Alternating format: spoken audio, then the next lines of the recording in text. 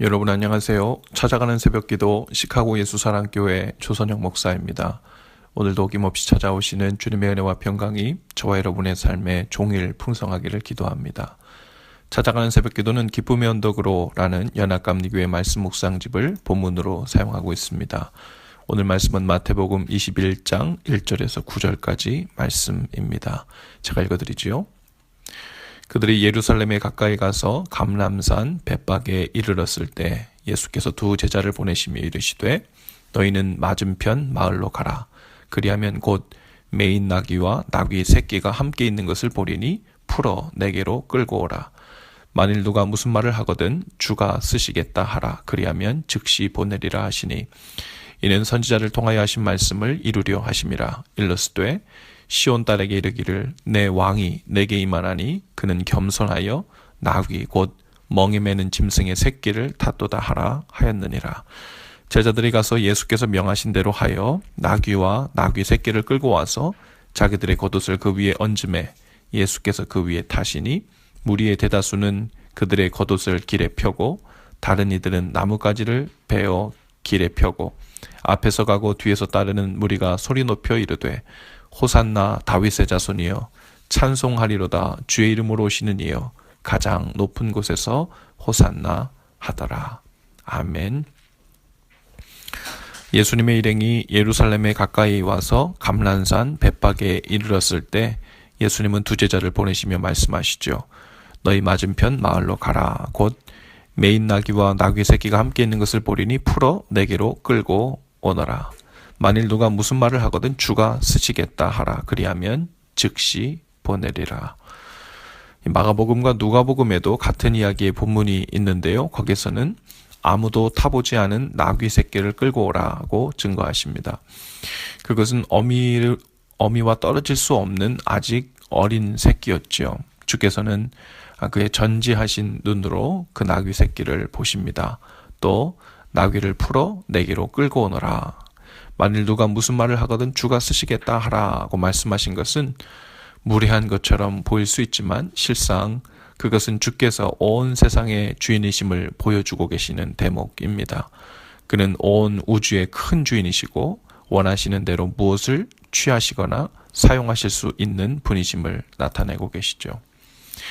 이 마태복음을 기록한 이 마태는 이는 선지자로 하신 말씀을 이루려 하심이라 그러면서 스가랴 9장 9절에 나오는 바로 나귀 짐승의 새끼를 타고 즉 나귀 새끼를 타고 예루살렘으로 입성하신 모습을 그리고 있는 예언의 성취임을 증거하고 있습니다.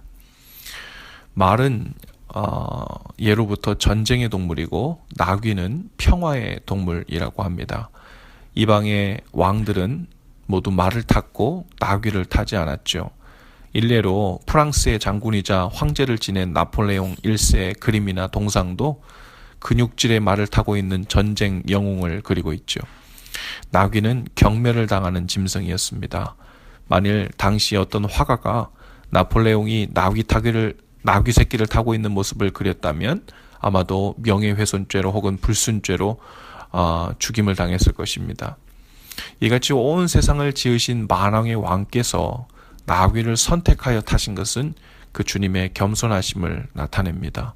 그것도 어미에게 의존하고 있는 나귀 새끼를 타신 것은 더욱더 그러하죠.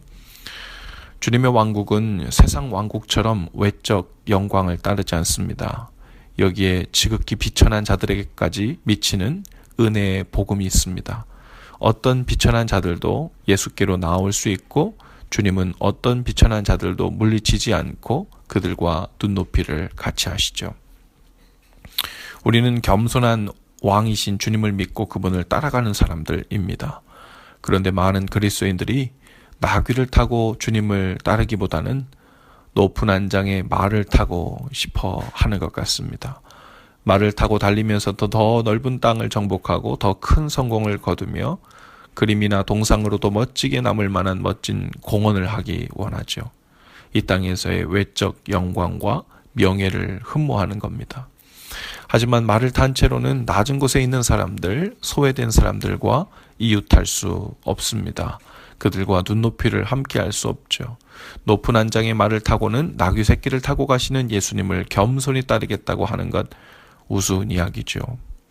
만일 11명의 12명의 제자들의 높은 안장, 근육질의 말을 타고서 나귀 새끼를 타신 예수님 뒤로 행렬을 하고 있었다면 그 모습이 얼마나 우스꽝스러웠을까요?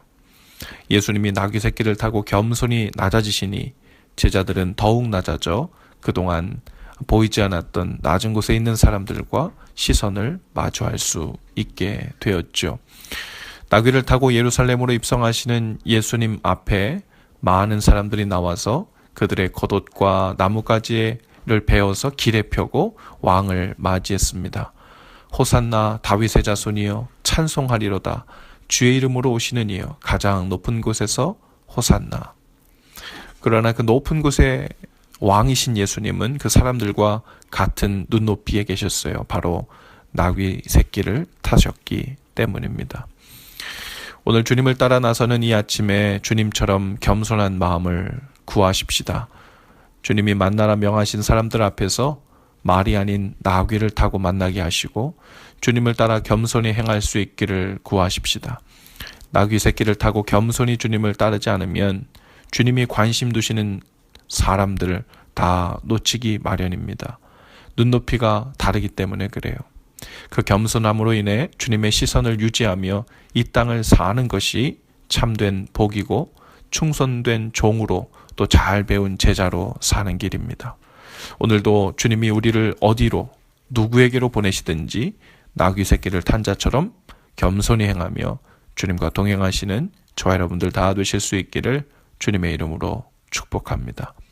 기도합시다. 주님, 우리로 하여금 높아진 마음, 말의 안장에서 내려와 주님과 같이 나귀 새끼를 타고 주님을 따르게 하옵소서.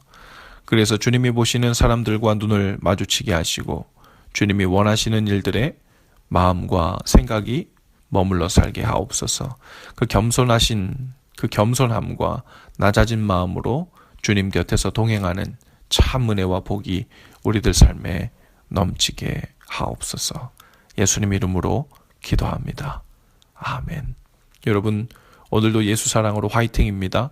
내일 아침에 다시 찾아뵙죠.